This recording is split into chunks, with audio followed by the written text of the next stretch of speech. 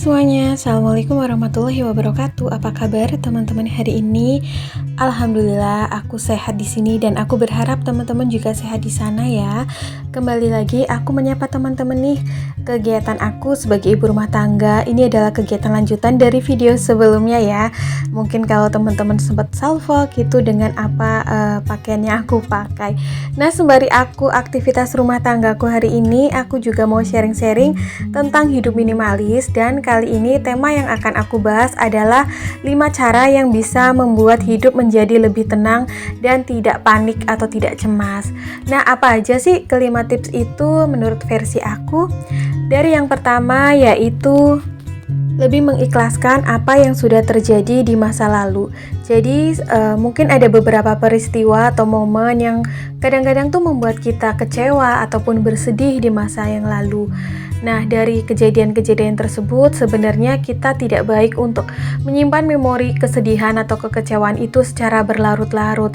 Alangkah lebih bijaknya dengan mengikhlaskannya karena hati jauh akan terasa lebih ringan, terasa lebih tenang. Kita bisa saja mengambil hikmah dan juga pelajarannya dari peristiwa-peristiwa yang terjadi di masa lalu, meskipun peristiwa tersebut mungkin membuat hati kita tidak nyaman, membuat hati kita bersedih maupun kecewa. Namun kalau berlarut-larut meratapinya, sebenarnya itu hanya akan menjadi beban besar yang ada di hati dan pikiran kita. Dari mengikhlaskan kejadian di masa lalu tersebut, lalu mengambil hikmah dan pelajarannya, justru kita akan menjadi pribadi yang lebih kuat dan juga lebih teliti. Bisa mengambil setiap pelajaran, terus juga bisa mengambil setiap mungkin apa aja yang salah dalam peristiwa tersebut. Belajar dari pengalaman adalah ilmu yang paling berharga di dunia ini. Cara yang kedua yaitu tidak pernah menyerah pada keadaan, atau yang lebih sering dikenal dengan rasa sifat optimis atau never give up. Ketika kita merasa gagal, pasti ada beban terbesar yang ada di pikiran serta hati kita. Merasa down, merasa hidup ini atau merasa diri ini tidak berguna atau merasa tidak punya skill. Namun kadang-kadang kita itu harus bisa lebih menyemangati diri sendiri, karena kadang-kadang saat kegagalan melanda, semangat untuk maju ataupun mencoba kembali itu justru menjadi lebih kecil karena perasaan, energi dan semangat kita itu terkuras oleh kegagalan hal tersebut. Jadi lebih merasa sedih, tidak mau mencoba kembali karena takut gagal lagi. Padahal sejatinya kita tidak akan pernah tahu di percobaan keberapa kita akan berhasil. Bersedih boleh, kecewa boleh, tapi kita harus mengubur dalam-dalam perasaan tersebut dan harus bersemangat kembali untuk mencobanya. Ini malah mungkin bisa menjadikan diri kita jauh lebih pandai dalam percobaan berikutnya karena kegagalan-kegagalan yang kita alami. Saat kita mencoba, kita tidak akan pernah tahu di percobaan kita yang berapa yang akan berhasil. Namun, ketika kita berhenti dan tidak akan mencobanya kembali, sudah dipastikan kita akan gagal selamanya. Cara yang ketiga yaitu tidak memerlukan validasi atau penilaian baik dari orang lain. Karena ketika kita memerlukan validasi, butuh image, butuh pencapaian ataupun sanjungan dan penilaian baik dari orang lain, itu hanya akan membuat diri kita jauh lebih capek dan juga kurang nyaman karena kita selalu berpatokan pada penilaian orang lain. Mulai sekarang, hiduplah dengan lebih nyaman, senyaman apa yang kita mau. Asal tidak merugikan dan mengganggu hidup orang lain, hidup ini akan jauh lebih berarti dan jauh lebih nyaman dijalani. Pastinya jauh lebih ringan karena standar patokan yang kita buat sendiri itu berbeda dengan ekspektasi kita terhadap orang lain maupun ekspektasi orang lain terhadap kita. Kita juga harus ingat di sini bahwa hidup hanya sekali. Kalau kita menuruti apa tentang penilaian orang lain, apa perkataan orang lain, maupun apa validasi dari orang lain, kita akan capek dan juga merasa terbebani akan hal-hal tersebut. Jadi mulai sekarang hidup tenang tanpa memerlukan validasi dari orang lain. Cara yang keempat yaitu dengan membangun pondasi untuk masa depan mulai dari sekarang sebaik mungkin. Masa depan adalah hal yang tidak kita ketahui, namun masa kini adalah pondasi terbaik untuk membangun masa depan kita masing-masing. Mungkin hari ini hidup kita biasa-biasa saja, finansial kita pas-pasan dan juga minim.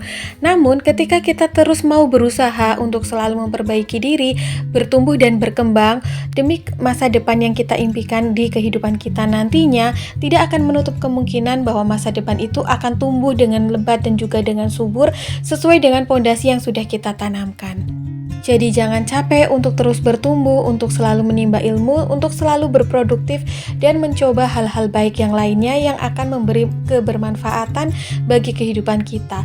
Dari secara finansial juga jangan capek untuk memulai menabung dan berinvestasi.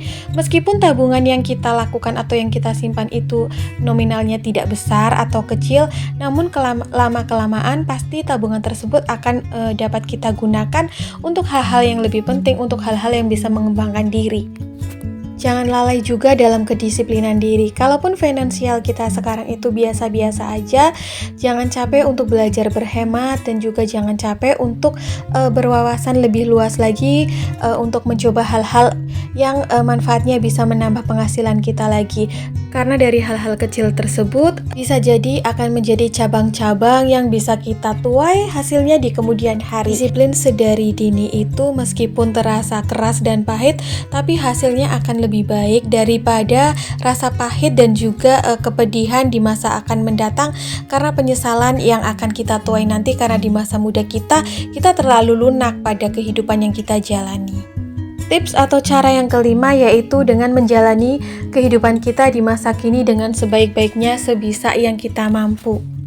Saat energi kita masih full, semangat kita masih membara, tenaga kita masih bisa berkembang, pikiran kita masih bisa bertumbuh, kita perlu mencoba hal-hal di luar kegiatan yang kita jalani saat-saat ini. Tetapi perlu digarisbawahi juga, ini maksudnya menyangkut hal-hal yang positif ya teman-teman. Kita kadang perlu juga mencapai ataupun menjalani usaha sampingan yang sebelumnya kita belum pernah coba. Misalnya meskipun saat ini sudah punya pekerjaan tetap, barangkali atau siapa tahu dari pekerjaan sampingan tersebut bisa menjadi penghasilan tambahan maupun passive income di kemudian hari. Tentu hal ini sangat bermanfaat bagi masa depan kita nantinya. Dan tentunya lakukan hal yang terbaik di masa sekarang karena kelalaian kita di masa kini bisa jadi akan menjadi bumerang kita di masa depan. Tidak ada salahnya disiplin dalam hal-hal kebaikan serta bersikap yang lebih baik dengan menanamkan ketenangan. Tidak perlu juga menginginkan sesuatu hal-hal yang konteksnya di luar kemampuan kita. Jalani hidupmu dengan sebaik-baiknya, dengan setenang-tenangnya masa kini. Tidak perlu juga terlalu terburu-buru agar apa atau sesuatu yang kita jalani itu jauh lebih detail dan minim kesalahan. Menjalani kehidupan dengan sebaik-baiknya di masa kini juga akan menjadikan akar yang kuat untuk kehidupan kita di masa yang mendatang atau kelak.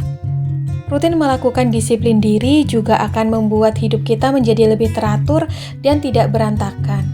Jadi mulai sekarang kita boleh menerapkan kelima cara atau tips tersebut ya teman-teman, untuk kehidupan kita yang lebih tenang, untuk kehidupan kita yang tidak pernah atau tidak akan membanding-bandingkan kehidupan yang kita jalani ini dengan orang lain. Karena bahagia antara satu individu dan juga individu yang lainnya pasti tentu berbeda konsepnya. Pencapaian antara individu satu dan individu lainnya juga beda secara levelnya, secara nominalnya maupun secara gambaran dan strukturalnya.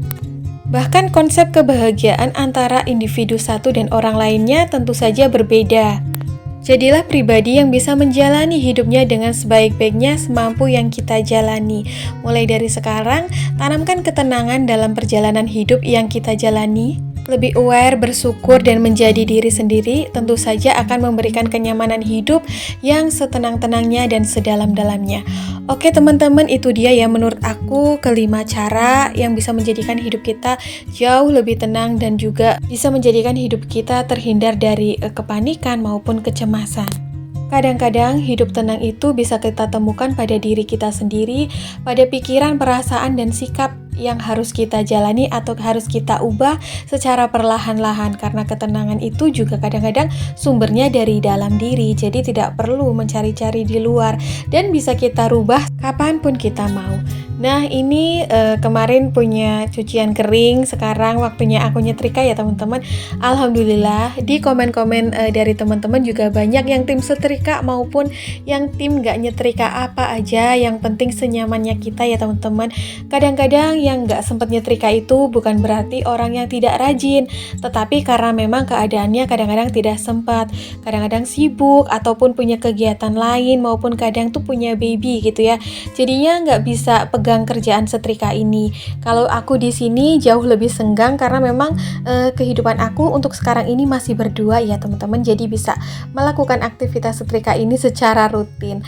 Nah ini dia semuanya udah aku setrika, jadi nanti mau aku simpan ke dalam lemari biar aku jauh lebih tenang, nggak punya PR kerjaan rumah tangga yang terlalu banyak.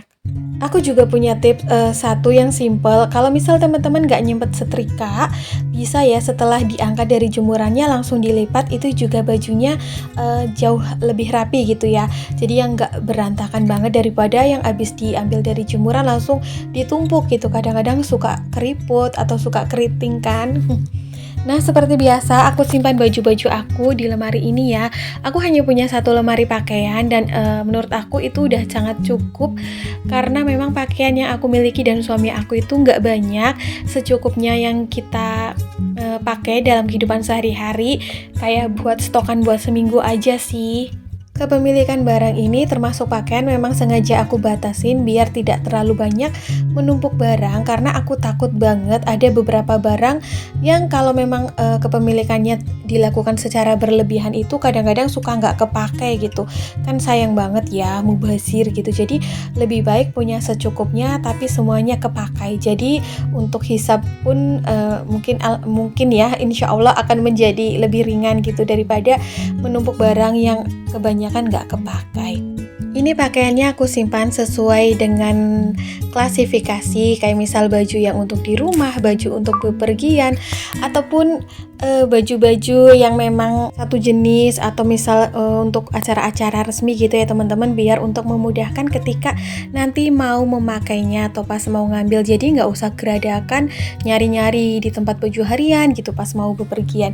Ini pun karena berhubung di sini kita berdua itu wirausaha atau wira swasta, jadi nggak punya pakaian yang bener-bener formal gitu. Kita mah santai aja kayak gini, casual.